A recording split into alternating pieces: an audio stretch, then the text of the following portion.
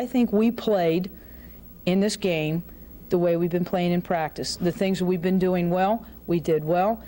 Some of our vulnerable areas that we've had in practice, I think, showed a little bit of vulnerability. At halftime, I think we were turning the ball over about 26% of the time.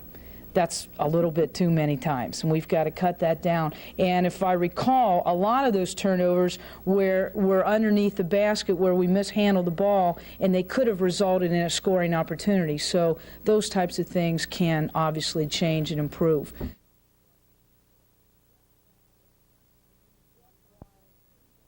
Depth-wise, I think that we can play anybody on this team in any different kind of combination and be fine.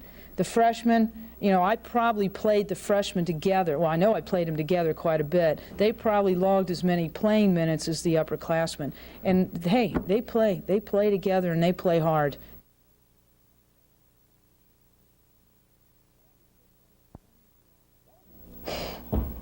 That'll be a good tournament. Wyoming's a very underranked ball team. Of course, San Diego's coming in with a strong lineup. Of course, Mara, the former coach at Oklahoma, is the head coach at Arizona State, and we had committed to this tournament before any job change. Otherwise, I doubt that she would have invited us. I don't know that she was all anxious, because I don't think she was anxious to suit up against a Big 8 team to start out with. But that'll be a very, very good test for us. And again, you go on the road, you play 2 games, you come home, you play the Hawks. In less than a week, you're in your 3rd time zone playing 5 games against some, you know, top-notch competition. The first week of our schedule is probably the hardest part of our schedule until we get into the conference. So, But you know a lot better now about your team and about where you're at than you did a year ago. I want to tell you something. I feel as good about this team right now as I speak to you, probably more so than any team I've ever coached. Now, I'm not saying that we're going to win every game, or that we're going to win more than we did last year. You know, a lot of things, a lot of variables can happen, but I feel as positive about this team as any team I've ever coached.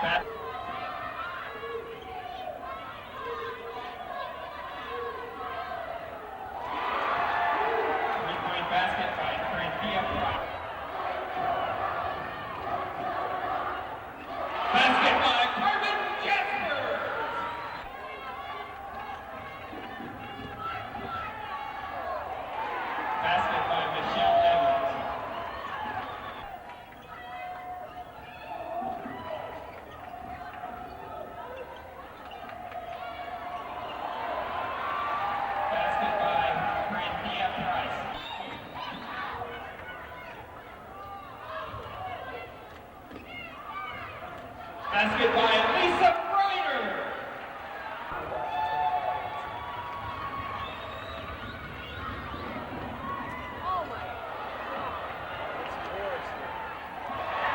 Basket by Shayla Barrett. Basket by Lori Decker. That was a good story. That was a good pass. Basket by Carmen Jaspers, assist to Vanessa Ward.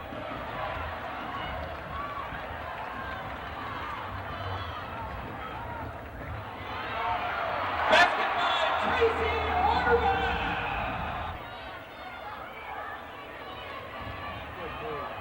Basket by Luke Lorenzen. Oh, nice.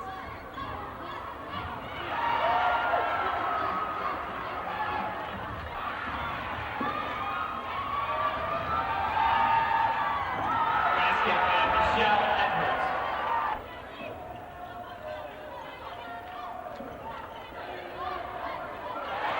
Three-point basket by Barry Decker.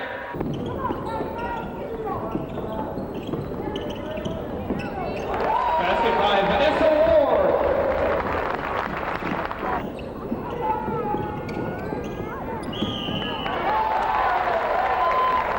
Basket by Whit. Basket by Carmen Jaspers, assist to Tracy Horvath.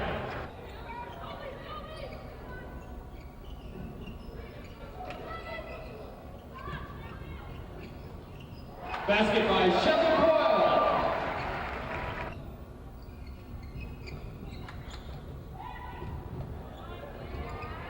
Basket by St. Camilla Davis.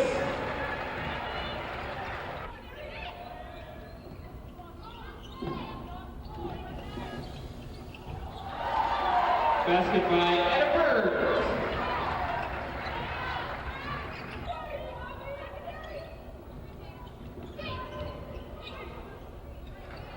Basket by Vanessa Ward.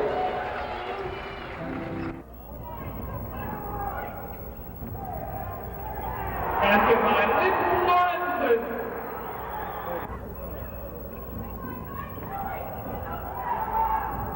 Basket by Lynn Lorenzen.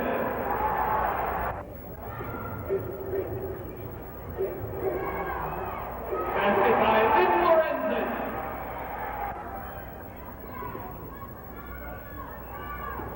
Basket by Lynn Lorenzen.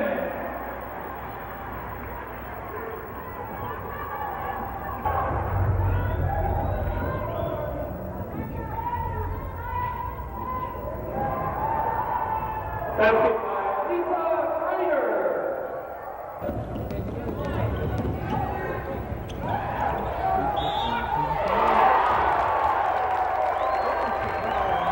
Basket by Lisa Ryder.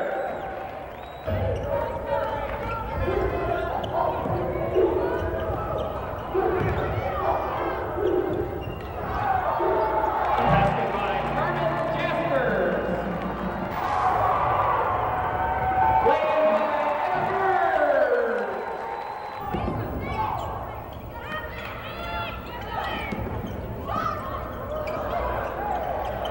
Basket by Lisa Ryder.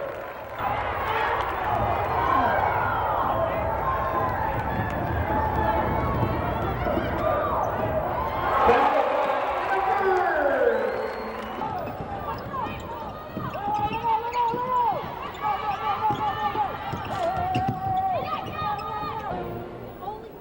Ladies and gentlemen, tonight's contestant for the Cyclone Scramble is Linda Podolsky. Would you please stand up? We get them, we make them. Come down to the scorer's table, please.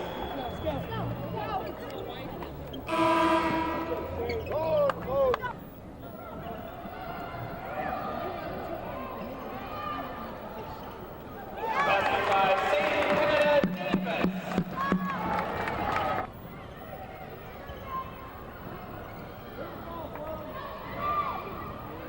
Basket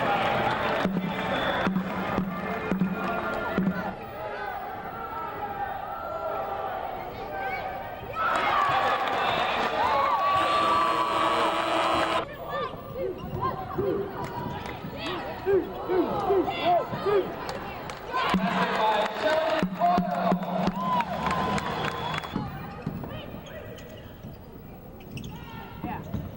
Basket by Tracy Horvath.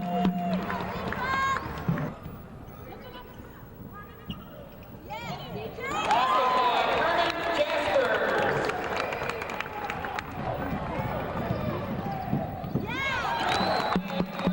Lisa Ryder.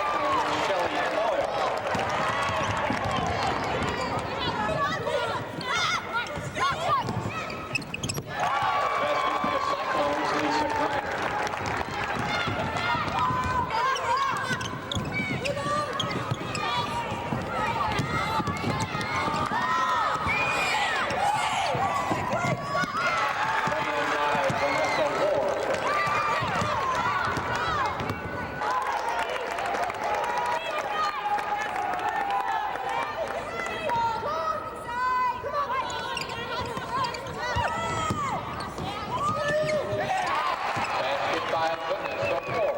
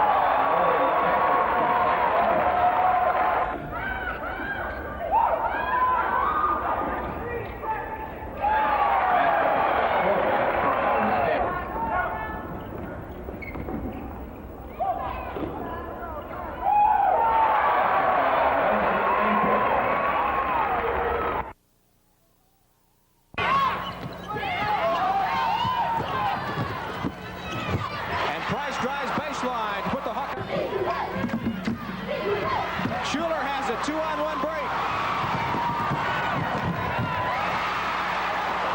Here's Horvath underneath the coil. She feeds off underneath the Jaspers, and Jaspers is fouled. Jaspers puts the cycle here, got the rebound. This is Law, Jolette Law, and it's her birthday today. She's 21 years old, and she just put in 2. Hawkeyes get the rebound. And Shandaberry breaks the score. There's a good look there. There's Vivian Stringer in her 6th year at the University of Iowa. 49% from the field. Just about what they hit last year in that 29-2 season. Here comes a steal. It's Ward. The ball right now. Schuler has it. They are 8 of 14 from the field. Law. Ward has it to Horvath underneath. Coyle. Lorenzen. And Lynn Lorenzen gets her fair spin to court. This is Christian. Lots of contact, no foul. Abrahamson on the rebound in the basket. And so often a foul out of frustration. There's Pam Wettig, the Iowa State coach, and would she love to get a win here tonight? Her Maple, of course, played on that Bettendorf team, which played at the state tournament last year. Here come the Hawkeyes. Another steal. Jolette Law. Leslie Maple. Decker misses. Law with the rebound. Long pass to Schuler.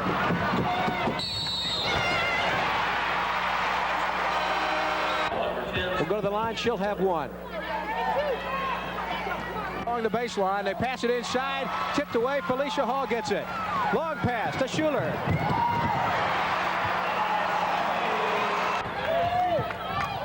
Griner will go. Law. Law will get the foul. Jaspers will get the call. Latanya Tate comes up short. Barry has the ball. Kicks it back out to Radigan. Underneath to Tricia Wall. Hawkeyes have to come the full length of the court. Radigan will roll it into Law. He'll take the long one.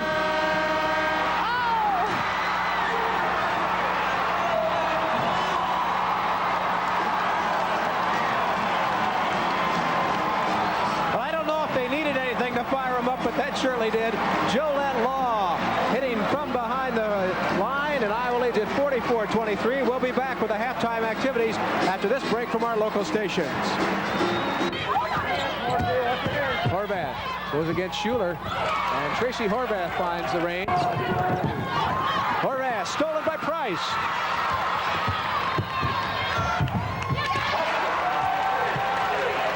Give Friday 4.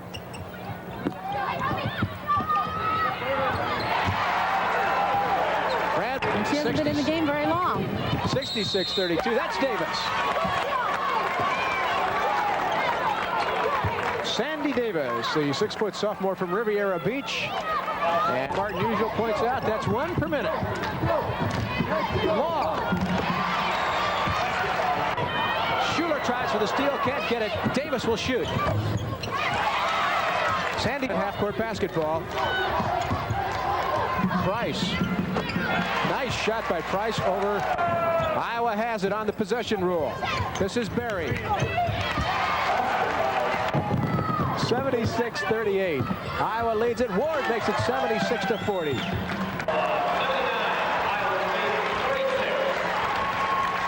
The Iowa Hawkeyes win at 76-40. Pam Wedig and Vivian Stringer shake hands at Carver Hawkeye tonight. Iowa pretty impressive here tonight, Barbara. It was really nice to see that transition game come alive. The crowd got in there right with Gillette Law, and Stephanie Schuler played a really good game, both of them together. 33 turnovers tonight for Iowa State. That probably told the story.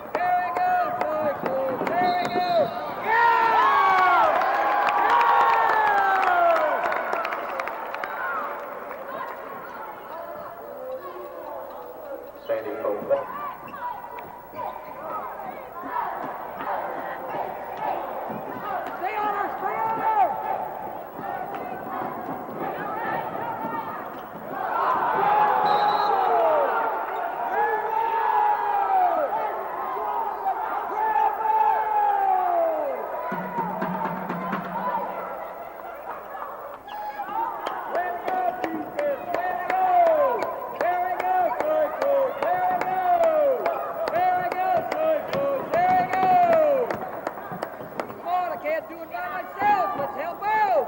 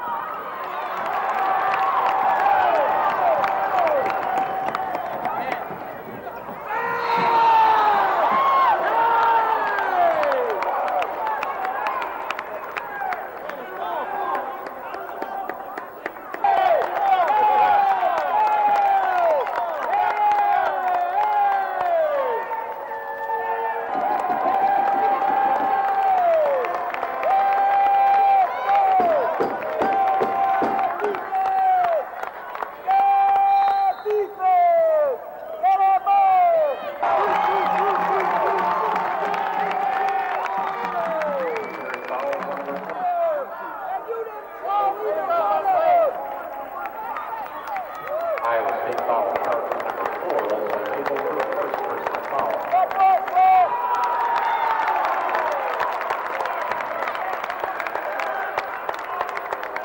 Missouri Cowboys call up for 20. Let's get that ball off defense. Right there. Be on our defense. Oh, defense, go right there. Run on it. Run on defense. Run on it. Run on it. Run on it. Right there.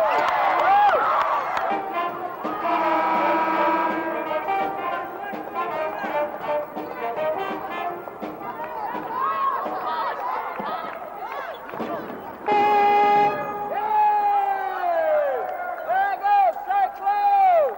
Get that ball. Ready.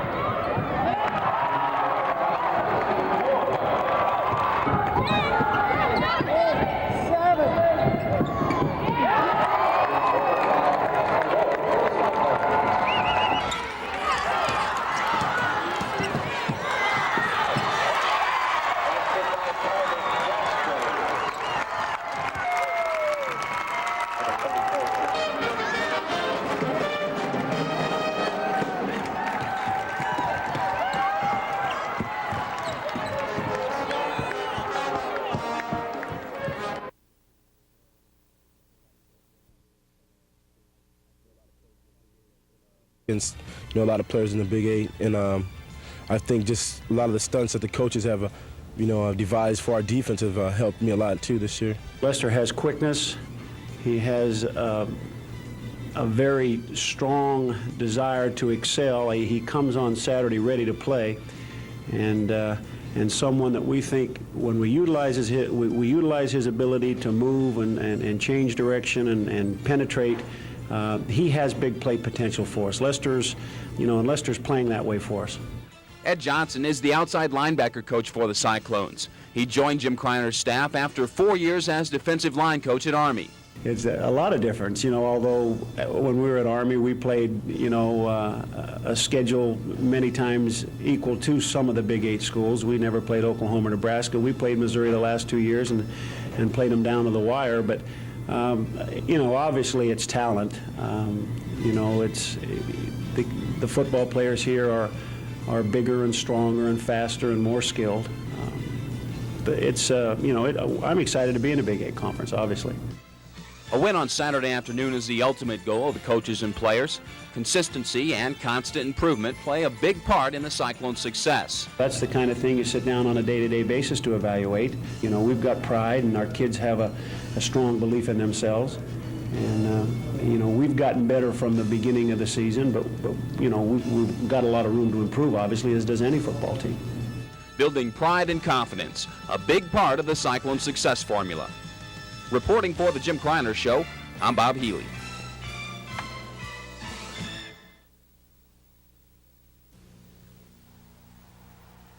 Year in and year out, the Big Eight proves to be one of the most powerful football conferences in the country. It's that kind of success that attracts the best coaches and players. When Jim Kreiner was looking to fill his coaching staff, there were literally hundreds of phone calls and letters from hopeful candidates. John DeFady was one of the chosen few.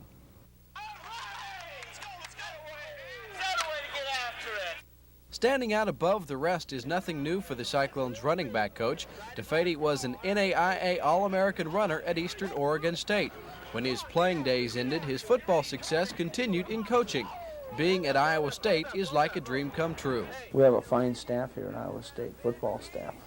And it's, you're working with probably one of the greatest coaches in the country. And it's an honor to work with them. And, they're very broad, intelligent-wise in the coaching field, so it broadens you. And then working with superior athletes. I think there's some real fine athletes here. DeFady inherited a gifted pair of running backs, Tommy Davis and Jason Jacobs. Davis earned second-team All-Big Eight honors his sophomore season. Jacobs is a quality player at either the tailback or fullback position. Right now, the senior from Chicago may be turning more heads with his hands than his powerful legs. Jacobs is second in the conference in pass receiving. Now, don't be surprised by that. Jason's not. I'm a good receiver, and the coaches feel that I'm a pretty good receiver, and they like to get me the ball. And as much as I've caught the ball in the past, say like in the spring, in practice every day, I catch the ball a lot in practice. And that's their goal, to make me one of the top receivers in the country. Tommy Davis was one of the top runners in the nation early last year. The tailback from St. Louis rambled for 169 yards in the 1982 opener against Tennessee. Davis passed up opportunities to play at the Big Eight's two Big Reds, Oklahoma and Nebraska. But 3 years after making that decision, he's still happy to be a Cyclone.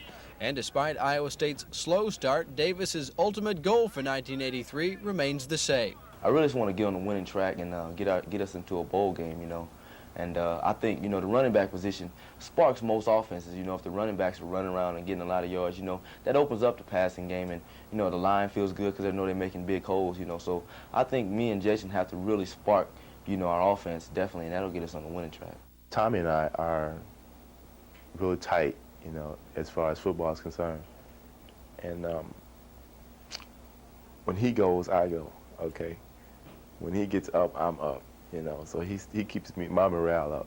There is no morale problem around the coaching staff these days either. Coach DeFady sees big things ahead for the Cyclone program. We're sitting on a gold mine. I think, with Coach Kreiner at the helm, I think his leadership is going to bring us to the top. I know it's going to bring us to the top. The stands at ISU Stadium are quiet this morning, but on Saturday afternoon they were full of enthusiastic fans rooting for a Cyclone victory. You might even call some of them super fans, the athletic department does. Now, a super fan is not hard to spot. In fact, they look a lot like me with a super fan t-shirt, a button, and a painter's cap. A super fan club was the brainchild of Iowa State Athletic Director Max Urich. He was looking for a way to get young people involved in supporting Cyclone athletics. Assistant athletic ticket manager Larry McLean has played a key role in getting the program off the ground. But we wanted to have an organized way of getting them out for a few games this year. We also wanted them to start identifying with Iowa State and Iowa State athletics at an early age, and we wanted to make it as economical as possible. We know the parents came out, we wanted the kids to come out also. The only real requirement for the Superfan Club is to be high school age or under. Superfans get a lot for their $20 investment. There's the Superfan t-shirt, button, and painter's hat. They also receive tickets to 3 Iowa State football and basketball games. McLean says they are about halfway to their first-year goal of 1,000 members. Now, don't be upset if the Superfans don't spend the entire day watching the game. After all, this is a social event of sorts. And what better place to socialize than at an Iowa State sports function? Maybe when they get to college age, they'll remember that their trips to Ames when they were younger to watch football games and remember how nice the campus was and whatnot and how exciting athletics is, that they might want to choose that for their place to institution of learning. McLean hopes the Superfan program will continue on an annual basis. In fact, it may expand in the future. Dr. Harold Nichols would like to see wrestling meets included. Cyclone Baseball is also interested in the Superfan Club. In a time when schools are looking for ways to keep classrooms full and enrollment up, Iowa State may have found a way to build academic excellence in the 90s. For the Jim Kreiner Show, I'm Dave Stewart reporting.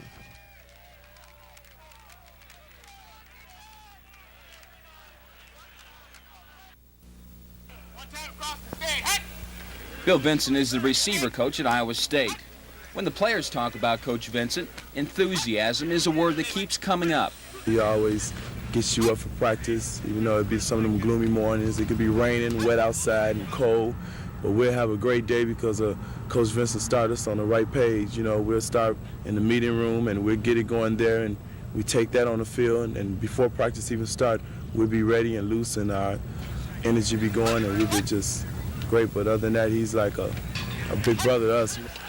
When Jim Kreiner added Vincent to his staff, it was a reunion of sorts for him. Gene Dalquist, the Cyclones' offensive coordinator, coached him during his playing days at the University of Oregon. Vincent has brought that same enthusiasm he had as a player with him to Iowa State. In all reality, it's not really this is not a paycheck type of business. I think, you know, again, it's kind of ingrained in me. You know, I love the sport, and it's more than a game to me. You know, the young men that we coach are definitely our livelihood. You know, we go to class with them in our minds, and we do all those particular things that we once did as players. And I think that having such a large degree of or amount of that in my own life, I don't know, I probably couldn't think to do anything else, really. The receiver coach has reason to be happy. Players like Tracy Henderson make his job a lot easier. Tracy is really doing an outstanding job. I think he's really shown that he's a definite Big 8 ball player. Tracy Henderson isn't one to stand out in the crowd unless it's pulling in a David Archer pass. He's one of the leading Cyclone receivers, averaging almost 17 yards a catch. Hard work and natural ability are one reason for the sophomore's success. And then there's ping pong. We have, a little bit of our own time, and the time we do, we sit back, listen to music. Sometimes we'll walk around campus, or, sometimes we just, watch television, go downstairs, play pool or ping pong. And that's helping us in football as far as ping pong is concerned with our eye and hand coordination. So, we're always working on something to get better. But watching the ball right into the hand, like watching the ball right to the paddle, hitting it back with a soft touch. Coach Vincent recommended that to us over the summer. We're always working on something to get better. Coach Vincent says great receivers are born with their talent, especially speed and quickness, something Tracy Henderson doesn't lack.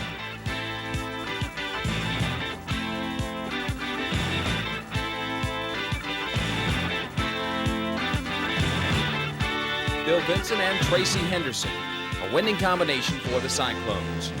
Reporting for the Jim Kreiner Show, I'm Bob Healy.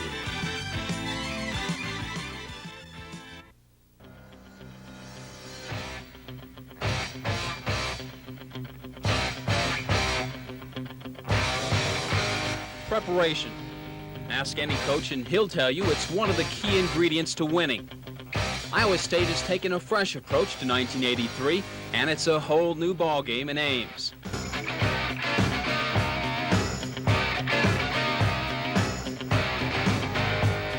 The first thing you'll notice is a new look to the Cyclones on the field. The jerseys are different, and the design on the helmet has been switched to a raging cyclone. But more importantly, the big reason for the team's enthusiasm this fall is the new man at the helm, head coach Jim Kreiner. He's just, yes, everybody pumped up, and he, gets really into practice, and we have fun practicing, and everybody's in love with the new offense, and defense is coming off good, and everything's just really happy, and everybody's satisfied. The guys have a lot of respect for the man, total organization, and it's great to know what's going to happen ahead of time as far as meetings and practice go, rather than wondering, well, what are we going to do today? So far, Jim Kreiner's philosophy of hard work and discipline seem to be paying dividends. In terms of our preparation, I think we're on schedule. We have not been able to back off of anything that we wanted to introduce to the players from a progression standpoint, and that's attributed to the great attitude of our football team and how hard they've worked. Our players came back in good shape, and even though it's been tremendously hot, having the ability to practice on the grass has really helped.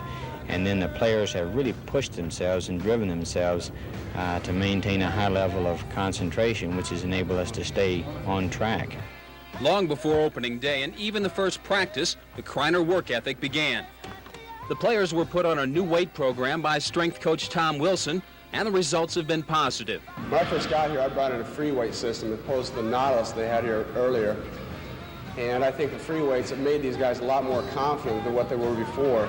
Plus, it's given them a lot of added strength and a lot of added flexibility. And I think that's going to help them on down the line, not only to increase their confidence, but also reduce their susceptibility to injuries. I think the team's shown great improvements, and they're probably the strongest, the best cardiovascular fitness team that ISU's ever fielded.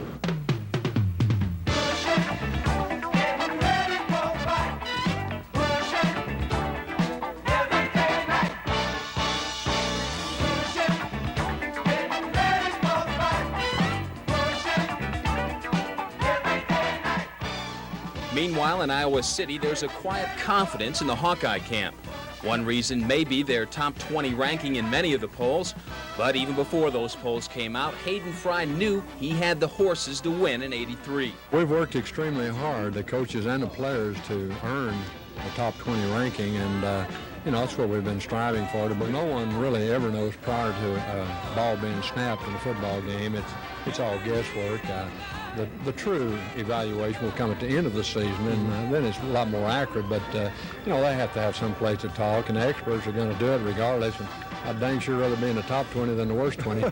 Chuck Long quarterbacks the Hawkeyes. Last year, he broke the school's record for pass completion percentage, hitting on 65% of his passes.